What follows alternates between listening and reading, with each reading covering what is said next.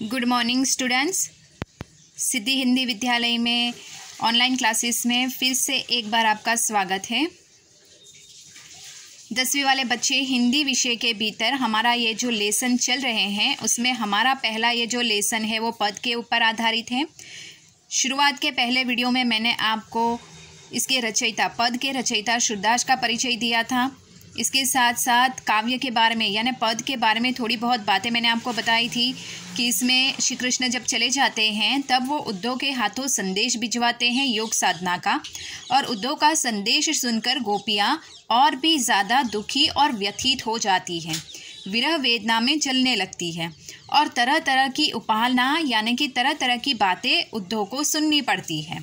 इसके साथ साथ दूसरे वीडियो में मैंने आपको बताया था कि पद की शुरुआत में जो हमारा पहला पद था उसमें मैंने आपको बताया था, थोड़ी बहुत उसका भावार्थ की वापस एक बार रिवीजन करके चर्चा कर लेते हैं कि उस वीडियो में मैंने कल के वीडियो में आपको बताया था कि पहले पद में जो गोपियाँ हैं वो उद्धव को कहती है कि तुम कितने भाग्यशाली हो कि श्री कृष्ण के नज़दीक रहकर भी तुमने श्री कृष्ण के प्रेम को नहीं समझा। इसके साथ साथ वो तरह तरह के उदाहरण प्रस्तुत करती है, जैसे कमल का पत्ता पानी में रहने के बावजूद भी कमल के पत्ते के ऊपर पानी की एक भी बूंद अर्थात पानी की एक भी बूंद कमल के पत्ते को छू नहीं पाती है। फिर वो तेल युक्त मटके के बारे में उसने उदाहरण दिया गोपियों ने कि तेल युक्त जो मटका होता है उसके ऊपर पानी की कितनी भी बूंदें गिराई जाए लेकिन पानी की बूंद उस तेल युक्त मटके को भी छू नहीं पाती है। बिल्कुल उसी प्रकार से यहाँ पे वो कहते हैं कि श्री कृष्ण को लेकर उनकी भक्ति भी ऐसी ही है। वो उद्धव से कहती है कि जैसे कि तुम श्री कृष्ण के नज़दीक रहकर तुमने अपने मन को श्री कृष्ण के प्रेम में अब तक भिगोया नहीं है और अपने आप को वो चींटियों की तरह बताती है कि उनकी भक्ति वो श्री कृष्ण से इतने दूर है लेकिन फिर भी उनकी विरह वेदना जो है, उनकी जो भक्ति है बिल्कुल उस चींटी के समान है जो गुड़ की सुगंध से ही आकर्षित होती है। ये पहले पद का भावार्थ था बच्चों, जो हमने अभी रिवीजन किया। अब यहाँ पे हमारे इस वीडियो में ये दूसरा पद है। पहले एक बार इस पद की जो पंक्तियाँ हैं उसको पढ़ लेते हैं। मन की मन ही मांझ रही, कहिए जाए कौन पे उद्धव, नाही परत कही। अवधि आधार आस आवन की, तन मन बिथाशही। अब इन जोग संदेशनी सुनी सुनी, बिरहनी बिरह दही। चाहती हुती गुहारी, जीते ही ते उतते धार बही। सूरदास अब धीर अधीर हम, क्यों मर ज्यादा न लही। अब यहाँ पे सबसे पहली पंक्ति देखते हैं। मन की मन ही मांझ रही। यहाँ पे उद्धव के संदेश को सुनकर यहाँ पे गोपियाँ जो है वो गोपियाँ कहती है कि हमारे मन में बहुत सारी बातें हैं, हमारे मन में बहुत सारी बातें हैं, ये बातें हमारे मन में ही उठती है और उठकर सिमट जाती है। पहली पंक्ति का भावार्थ, उसका अर्थ ये होता है मन की मन ही मांझ रही, यानी श्री कृष्ण को लेकर हमारे मन में बहुत सारी बातें हैं जो उठती हैं और मन में ही सिमट कर रह जाती है। दूसरी पंक्ति देखते हैं। कहिए जाए कौन पे उद्धव, नाही परत कही। यहाँ पे वो कहती है कि कहिए यानी किसको कहे, किसको जाए यानी किसको कहने के लिए हम जाए। उद्धव से कहती है आप हमें बताइए कि हम अपने मन की बात किसको कहने के लिए जाए। ना ही परत कही, हम किसी को नहीं कह सकते, मन की बात मन में ही उठती है और मन में ही सिमट कर रह जाती है। हे उद्धव, आप हमें बताइए कि हम अपने मन की बात किसको और कहाँ कहने के लिए जाए। ये दूसरी पंक्ति का भावार्थ हुआ बच्चों। अब तीसरी पंक्ति को देखते हैं। अवधि आधार आस आवन की, तन मन बिथा सही। अवधि याने समय, अवसर, आस याने उम्मीद, आवन याने आने का, बिथा याने व्यथा। तीसरी पंक्ति का अर्थ है यहाँ पे गोपियाँ उद्धव से कहती है श्री कृष्ण के आने की, आवन याने आने की, श्री कृष्ण के आने की हमने अपने मन में एक आस लगा के रखी है। जैसे जैसे समय बीत रहा है, अवधि यानी समय, जैसे जैसे समय बीत रहा है, श्री कृष्ण के आने की हमने अपने मन में आस लगा के रखी है, लेकिन समय के साथ वो नहीं आ रहे हैं, तो तन मन बिथा सही, हमारे तन और मन में जो व्यथा है वो सही नहीं जा रही। तीसरी पंक्ति का भावार्थ अर्थ ये होता है बच्चों कि श्री कृष्ण के आने की हमने अपने मन में बहुत सारी उम्मीदें, आस लगा के रखी है समय के साथ, लेकिन वो अब तक नहीं आए हैं, तो हमारे तन मन में उनको लेकर जो व्यथा है वो और भी ज़्यादा बढ़ गई है, अर्थात वो सही नहीं जा रही है। अब चौथी पंक्ति का भावार्थ देखते हैं।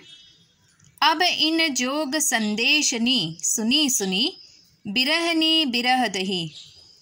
अब यहाँ पे चौथी पंक्ति में सबसे पहले अर्थ देख लेते हैं। संदेशनी यानी संदेश, जोग जोग यानी योग, सुनी सुनी यानी सुन सुन के, बिरहनी बिरह यानी कि गोपियों की विरह वेदना, मतलब बिरहनी बिरह दही यानी विरह की आग में जलना, दही यानी जलना, आग में जलना।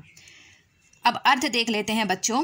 अब इन जोग संदेशनी सुनी सुनी, गोपियाँ जो है वो उद्धव से कहती है कि श्री कृष्ण ने जो योग का संदेश हमें भेजा है आपके द्वारा, अब ये सुन सुनकर बिरहनी बिरह दही, विरह युक्त हम गोपियाँ इस विरह व्यथा की आग में जल रही हैं। वापस एक बार रिपीट कर रही हूँ, ध्यान से सुनिएगा बच्चों। जब इन जोग संदेशनी सुनी सुनी, विरहनी बिरह दही, श्री कृष्ण ने तुम्हारे द्वारा, आपके द्वारा ये जो संदेश, योग संदेश, आपके द्वारा ये जो योग संदेश हमें दिया है, ये सुन सुन के हमारी विरह युक्त वेदनाएं हैं, व्यथाएं हैं, वो बढ़ गई है, अर्थात हम विरह की आग में जल रहे हैं। अब यहाँ पे आगे की पंक्ति का भावार्थ देखते हैं। चहती हुती गुहारी जेतही मते, उतते धार बही। चहती हुती गुहारी, गुहारी यानी पुकार करना, धार उत यानी योग। अब यहाँ पे गोपियाँ कहती है कि हम तो श्री कृष्ण को अपना रक्षक मानते हैं, हम गुहार यानी पुकार लगाते हैं कि जिन्होंने, चहती हुती यानी कि हम तो ये उम्मीद रखते थे, हम तो ये चाहना रखते थे कि जो हमारी रक्षा करता है, हम तो उनको पुकारते थे कि ये हमारी रक्षा करते हैं, वो आए और हमें इस संकट से बाहर लगा। हम पुकार करते थे बार बार, ध्यान से सुनिएगा बच्चों। चहती हुती गुहारी जेतही ते, हम तो उनको बुलाते थे, पुकार करते थे अपनी रक्षा के लिए। उतते धार बही, लेकिन उधर से श्री कृष्ण की ओर से हमें क्या सुनने को मिला? योग की बातें, योग साधना की बातों का संदेश हमने सुनने को मिला है, जो आप हम तक लेकर आए हैं। वापस बच्चों ध्यान से सुनिएगा इसका अर्थ। चाहती हुती गुहारी जेतही ते, उतते धार बही, अर्थात हम तो ये चाहते थे कि श्री कृष्ण ने हमारी रक्षा का जो दायित्व उठाया है वो हमारी रक्षा करे। हम उनको बार बार पुकारते थे, गुहार लगाते थे यानी पुकारते थे, लेकिन उन्होंने उस बात का भी सम्मान नहीं किया। लेकिन उधर से उन्होंने आपके द्वारा ये योग का संदेश हमें भिजवाया है। अब अंतिम पंक्ति का भावार्थ। सूरदास अब धीर धरहीम क्यों, मर्यादा न लही। सबसे पहले शब्दार्थ देखते रहते हैं। धीर, धीर यानी धैर्य, मर्यादा, मर्यादा यानी मर्यादा। तो सूरदास के इस काव्य की पंक्ति में, अर्थ ध्यान से सुनिएगा बच्चों, सूरदास की इस काव्य की पंक्ति में गोपियाँ उद्धव से कहती है कि यहाँ पे श्री कृष्ण ने हमें जो योग संदेश भेजा है, उन्होंने तो उसकी मर्यादा भी नहीं रखी। यहाँ पे हम श्री कृष्ण की विरह वेदना में, उनकी भक्ति में जल रहे हैं। स्नेह की एक मर्यादा होती है, लेकिन उन्होंने मर्यादा न लही। सबसे पहले ये देखते हैं, मर्यादा न लही यानी मर्यादा भी उन्होंने नहीं रखी। आप बताइए कि धीर धरहीम क्यों, हम अब किसके पास जाकर और कैसे धैर्य को धारण करें। सूरदास के काव्य वापस एक बार रिपीट कर रही हूँ बच्चों, ध्यान से सुनिएगा कि सूरदास के इस काव्य में गोपियाँ अंतिम पंक्ति में कह रही है कि श्री कृष्ण ने तो उस मर्यादा को भी नहीं रखा। हम तो उनकी रक्षा के लिए उनको पुकार करते थे, लेकिन उन्होंने तो उस स्नेह की मर्यादा को भी ध्यान में नहीं रखा। आप ही हमें बताइए उद्धव कि हम कहाँ जाए और किस प्रकार से धैर्य को धारण करें। तो अब यहाँ पे हमारा ये जो दूसरा पद है वो दूसरे पद का भावार्थ इस प्रकार से होता है। Thank you.